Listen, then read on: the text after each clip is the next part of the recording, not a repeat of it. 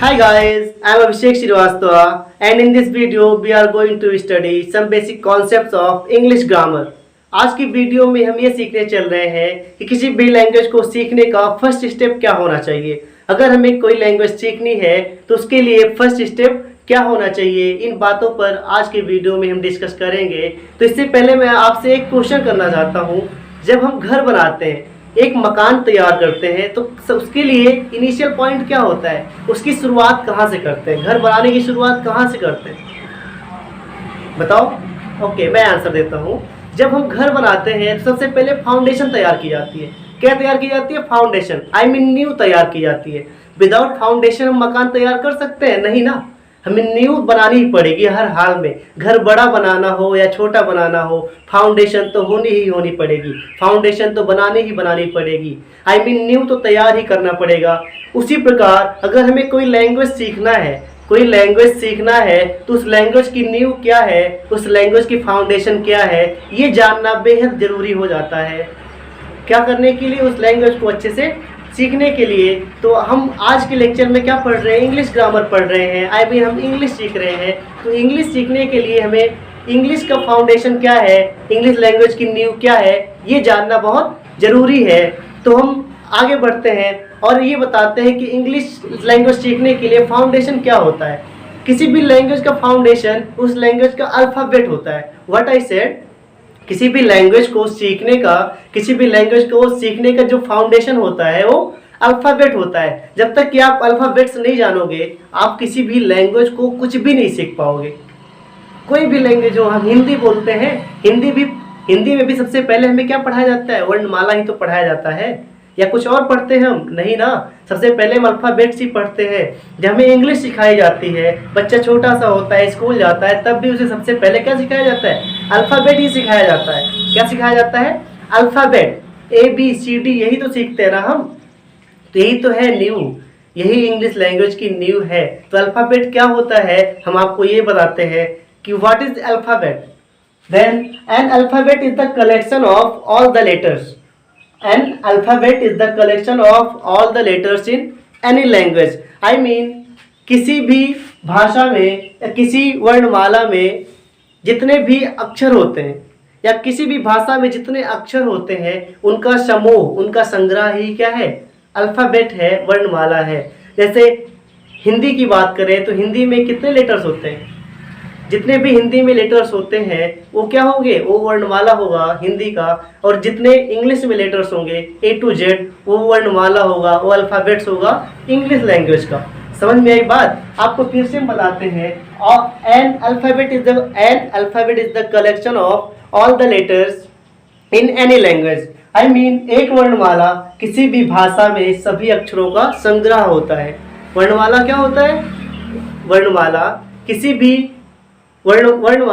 भी लैंग्वेज के अक्षरों का संग्रह होता है। कोई भी भाषा है, उस भाषा में जितने भी अक्षर होंगे उनका समूह जो होगा वही क्या कहलाता है? वही अल्फ़ाबेट कहलाता है।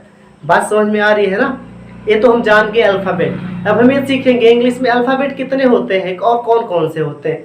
तो हमें तो ये सब बेसिक चीज़ें हैं, ये तो पता ही है। इंग्लिश में कितने अल्फ़ाबेट्स होते हैं? 26 अल्फ़ाबेट्स होते हैं। कितने अल्फ़ाबेट्स होते हैं? 26। कहाँ से कहाँ तक? A to Z। समझ रहे हो बात? कितने अल्फ़ाबेट्स होते हैं भाई? 26 ही तो होते हैं, A to Z। 26 अल्फ़ाबेट्स होते हैं in English language. In English language there are 26 letters. और जो 26 लेटर्स का एक ग्रुप होगा, एक संग्रह होगा, उसी को ही हम क्या बोलते हैं? अल्फ़ाबेट बोलते हैं। उसी को बोलते हैं वर्णमाला। वही क्या है? अपना अल्फ़ाबेट है। और इंग्लिश लैंग्वेज में अल्फ़ाबेट्स को 2 पार्ट्स में डिवाइड किया गया है। कितने पार्टों में डिवाइड किया गया है? 2 पार्ट्स में। एक होता है वोवेल और एक है कॉन्सोनेंट। व्हाट आई सेड, जो अल्फ़ाबेट है इनको 2 पार्ट्स में डिवाइड किया गया है। कितने पार्ट्स में? 2 पार्ट्स में। फर्स्ट पार्ट है वोवेल एंड सेकेंड पार्ट है कॉन्सोनेंट। कॉन्सोनेंट्स। अब हम ये सीखेंगे कि वोवेल क्या होते हैं और कॉन्सोनेंट क्या होते हैं। वोवेल क्या होते हैं और कॉन्सोनेंट क्या होते हैं, हम ये सीखने चल रहे हैं। तो क्लास जब हम ABCD पढ़ते हैं, क्या पढ़ते हैं, ABCD जब भी हम पढ़ रहे होते हैं तब हमें पहले बताया जाता है कि वॉवेल क्या होता है, A E I O U, ये वॉवेल है। क्या है ये, वॉवेल है। और कॉन्सोनेंट में क्या बताया जाता है, B C D F G H J K L M N P Q R S T V W X Y and Z। ये क्या हो गया अपना, ये हो गया consonant. A E I O U vowel होता है। और इसके अलावा 26 में जितने भी लेटर्स बचते हैं, 21 लेटर्स क्या हो जाते हैं, कॉन्सोनेंट हो जाते हैं। 21 लेटर्स कॉन्सोनेंट हो जाते हैं। और 5 लेटर्स क्या होते हैं, 5 लेटर्स वॉवेल होते हैं। अब हम आपसे ये पूछेंगे कि इंग्लिश लैंग्वेज में 5 लेटर्स ही वॉवेल क्यों हैं, 6 लेटर्स क्यों नहीं है, 4 लेटर्स क्यों नहीं है, 7 लेटर्स क्यों नहीं है, 5 लेटर्स ही वॉवेल क्यों है, कोई देगा आंसर। देखो हर चीज का एक रीजन होता है।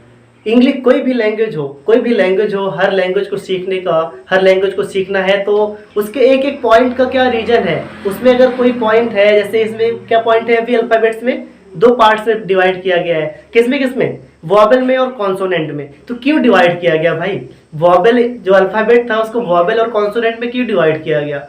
और अगर डिवाइड भी किया गया तो वॉवेल केवल 5 ही क्यों है और कॉन्सोनेंट 21 क्यों है। A E I O U को ही वॉवेल क्यों माना गया, तो इस बात की हम स्टडी करेंगे और हम देखते हैं कि A E I O U को ही वॉवेल क्यों बोला गया है भाई।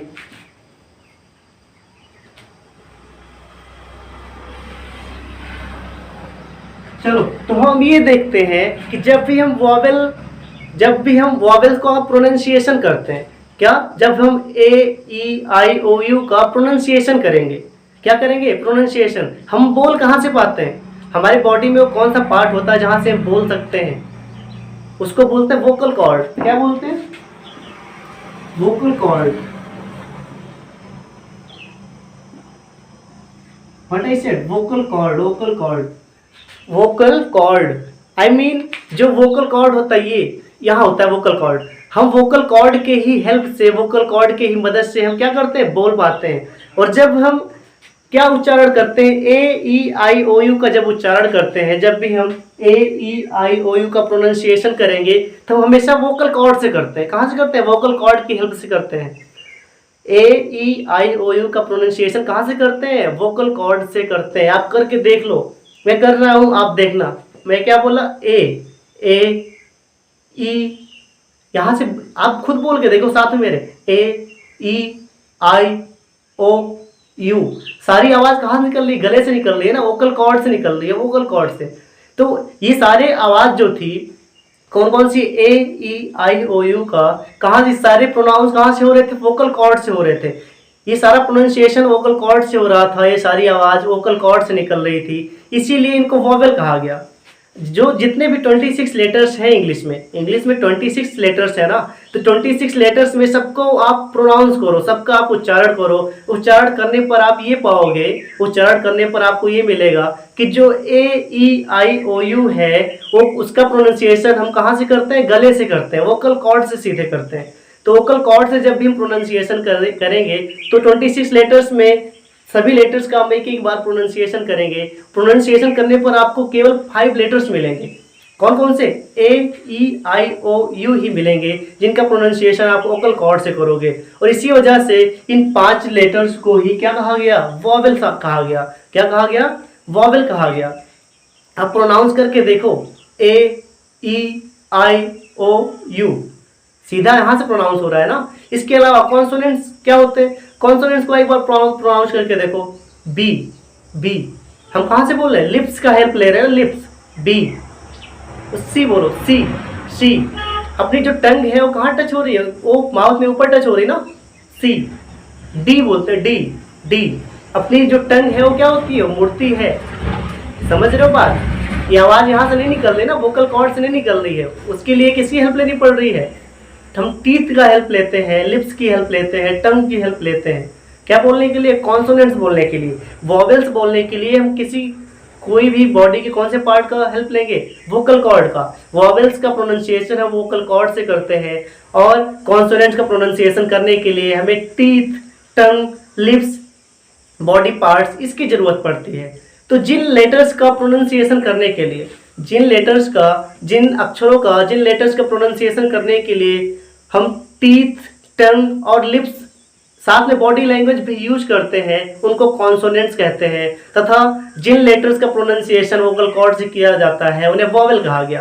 तो जो जिन्होंने भी लैंग्वेज बनाई थी, ये जो भी लैंग्वेज बनाने वाले थे, इंग्लिश लैंग्वेज बनाने वाले थे, उन्होंने जब 26 लेटर्स बनाए और 26 लेटर्स को क्या किया, 26 लेटर्स में बनाने के बाद में उन्होंने देखा, उसका प्रोनाउंस किया। प्रोनाउंस करने पर उनको ये मिला कि इन 5 लेटर का प्रोनाउंसिएशन वोकल कॉर्ड से हो रहा था, और जितने भी 21 लेटर्स बचे उनका प्रोनाउंसिएशन टीथ, टंग, लिप्स और बॉडी लैंग्वेज इसकी हेल्प से हो रहा था। तो उन्होंने जो वोकल कॉर्ड वाले वर्ड्स थे, वोकल कॉर्ड वाले लेटर था, जो वोकल कॉर्ड से लेटर्स निकल रहे थे, उनको वॉवेल कहा, और जो टीथ, टंग और लिप्स के हेल्प से बोले जा रहे थे उनको कॉन्सोनेंट कहा। आई थिंक आप इतनी बात समझ रहे होंगे। आपको हम एक और तरीका बताते हैं पहचान करने का वॉवेल्स और कॉन्सोनेंट्स में। देखो, हम यहाँ पर लिख रहे हैं वॉवेल, इधर लिख रहे हैं कॉन्सोनेंट्स।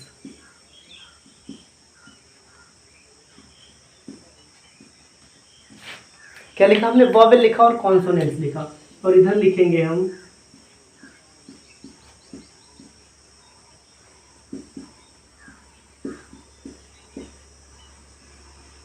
Free air stream. क्या लिखा हमने? Free air stream. और यहां पर हमने लिखा